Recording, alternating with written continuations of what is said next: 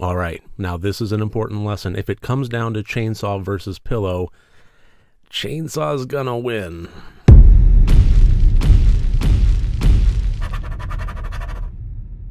Hello and welcome to Rotted Review of the Day, and today I am taking a look on World Trotting Wednesday at the 2003 movie from Japan, 2LDK. That stands for, as well, it's an apartment code that they use in listings. Stands for 2 bedrooms, living room, dining room, and kitchen. And this movie, this is going to be a fairly short review, mostly because this was a fairly short movie with a fairly simplistic concept. This clocked in at an hour and 10 minutes long. It's really not that much of a time investment. But it still takes place in one location with only 2 characters. And it follows the characters of Nozomi and Rana. And they are 2 girls that are struggling in the world in their own unique fashion, basically both auditioning for the same part as actresses. And you get the sense that they come home and they've been out in the world and they auditioned for it and they're waiting to hear back.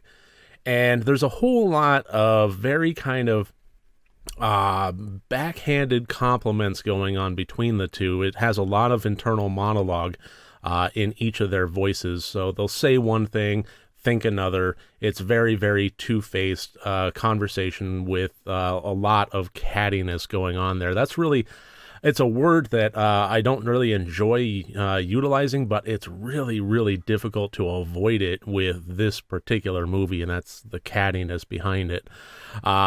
And eventually, the discrepancy between outer voice and inner voice starts to go away when all pleasantries start to become dropped and start to just become verbally nasty, and then it starts to become physically nasty, and then it starts to become fatally nasty. This is really a movie that is just an absolute farcical, improbable look at escalation, and that's ultimately what it comes down to. And I say improbable, not impossible, just because I see too many news reports and so forth about people that do things that are seemingly improbable or seemingly impossible. And but the heat of the moment and the heat of an argument and the escalation behind human nature and bouncing back and forth, one bad vibe off of another bad vibe off another bad vibe, until eventually you get outlandish, ridiculous situations, it does happen. And it did happen in this movie. Ultimately, how I described it is pretty much the whole meat, bones, and caboodle about this entire movie. I saw that it was really, really highly reviewed, and it was one of the top ones that was recommended to me, so I decided to give it a whirl. And it's not that I didn't enjoy it, it's just that it was very, very simplistic. There wasn't a whole lot to it. What it did well. So I'm going to go ahead and throw up all the scores here. Each of the individual categories are worth up to 25 points for a total possible score of 100 points.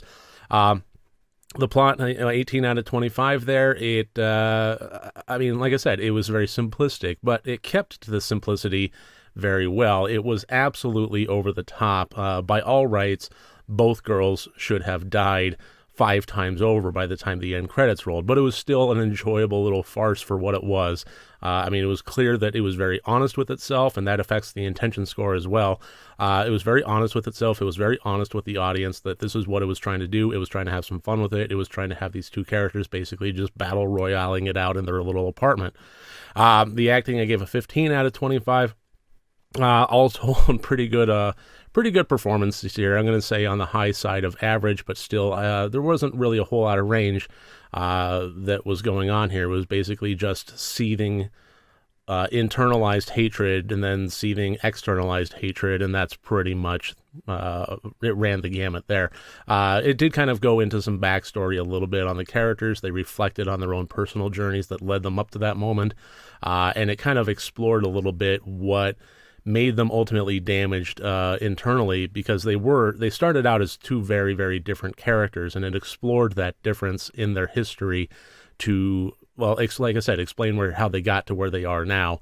And throughout the course of the movie, it wound up ending on a point that I think was the most logical and poetic point that it could have. It was kind of what I was expecting, so it wasn't a big surprise, but I kind of would have been a little bit deflated if it had ended any way else.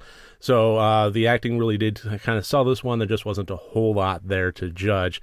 And the technical I gave a 14 out of 25, not necessarily because of the effects and so forth. There were a few practical effects and makeup effects and blood effects, plenty of that.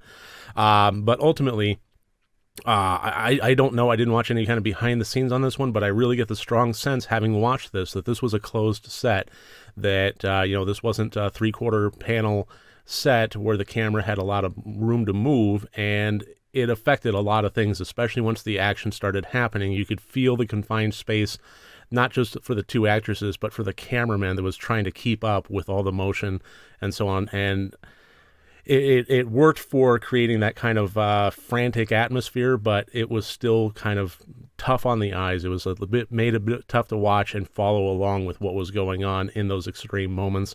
And all told, I wouldn't say it was bad at all. It was just average. So that gives us a total score of 63 out of 100 points. This is not a movie that I would recommend unsolicited. But if somebody asked me about it, if they were interested in watching it, I would say go ahead. It's not something that I would detract anybody from watching. It's just if somebody came to me and said, hey, I want to watch a good horror movie from Japan, it's just not one that would pop into my head first and foremost.